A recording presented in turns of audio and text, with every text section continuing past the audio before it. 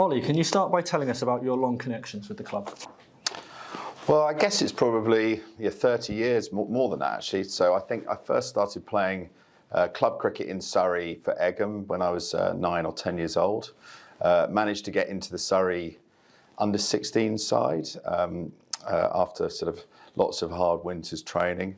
I had a good couple of years playing under-16s and under-19s and found my way onto the professional staff for a very short period, only sort of a year and a half playing in the second team, but loved that and sort of obviously had a deep connection with the club.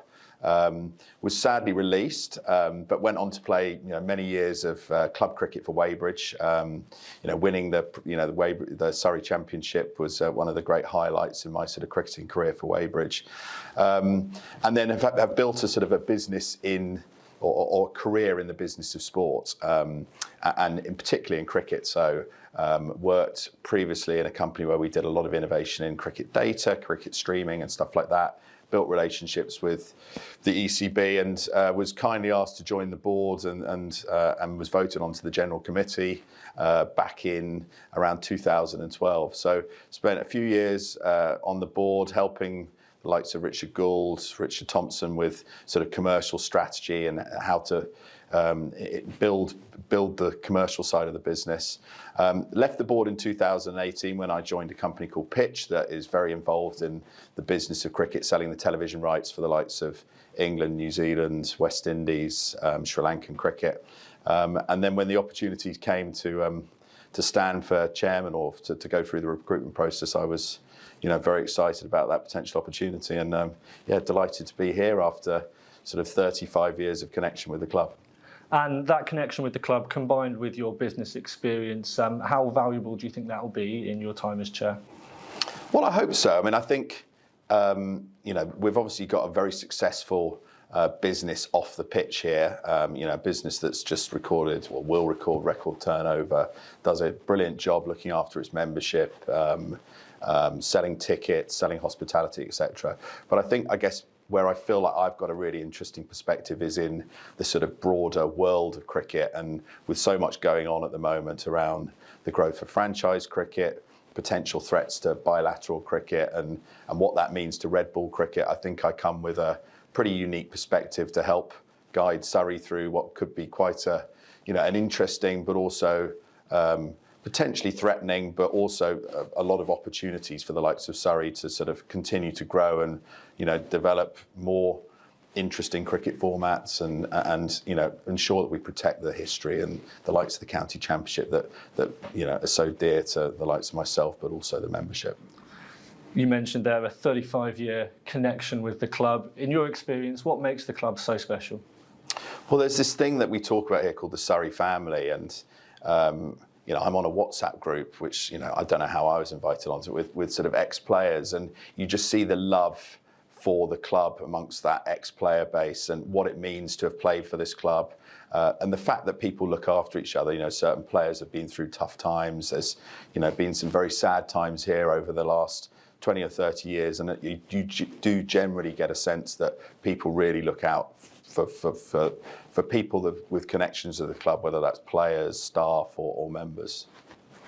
And meeting those members, what have your experiences been like, I guess historically, but also in the short time since becoming chair?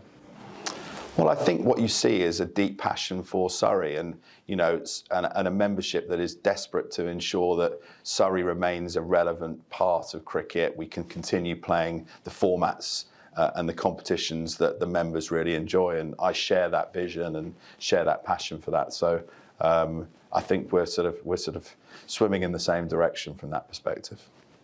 And as I say, you've been in post now for sort of 6 weeks. What's been the top of your in tray when you walked into the role? You know what? The beauty of taking over at the moment is we've obviously got a very successful playing side of the business, back-to-back county champions, got to the finals of the T20 Blast. So it doesn't feel like we need any fixing there. And if anything, it feels like with new signings that are coming in, we're going to continue to strengthen. Obviously, there's going to be a lot of pressure from our on our playing side from international call-ups, which is what we're here to do, is produce international cricketers. So from a cricketing perspective, I feel like we're in really good health. And then from a business perspective as well, just had an amazing year, hosted 2 test matches. I think had over 1 million people come through the gates of the Kia Oval, which is, an extraordinary number, really. And I was doing some analysis the other day, and you think about if you take television rights out of sort of Premier League club turnover, Surrey would rank around number 10 as in terms of Premier League club turnover. So we're a big business. We're doing great things. It's not to say that everything's going to be plain sailing moving forward. 2024 is going to be a much more difficult year commercially than 2023 because of the nature of our international opposition and the fact that we're a sort of a Friday start in September for our test series. But, we've got a brilliant T20 blast schedule, and I'm looking forward to seeing packed houses here throughout sort of June and July, watching the guys hopefully go one step better and win that tournament. And a bit more long term, what would you say your priorities are as chair of this club?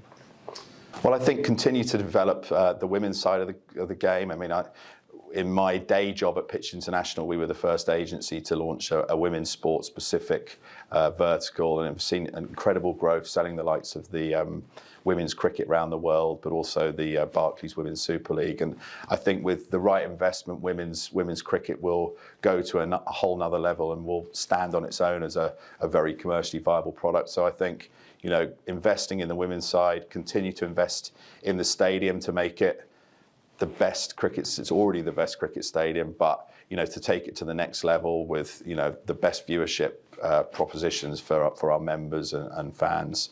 And then I think probably long term, we'd like to sort of identify a second grounds where we can have our style of academy training facilities and stuff like that. But that's a long term project that we'll work with the team on.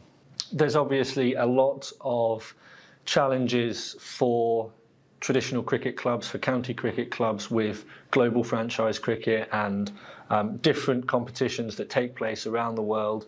Where do you see Surrey's place in the kind of global perspective of cricket going forward?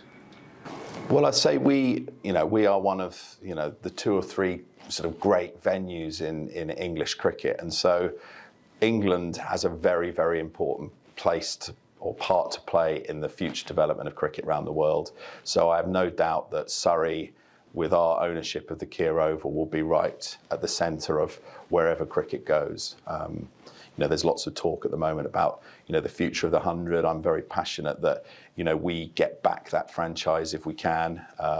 We can make that a Surrey team rather than an Oval team, and something that the members can feel proud of and get behind. Finally, for you, what does success look like for Surrey?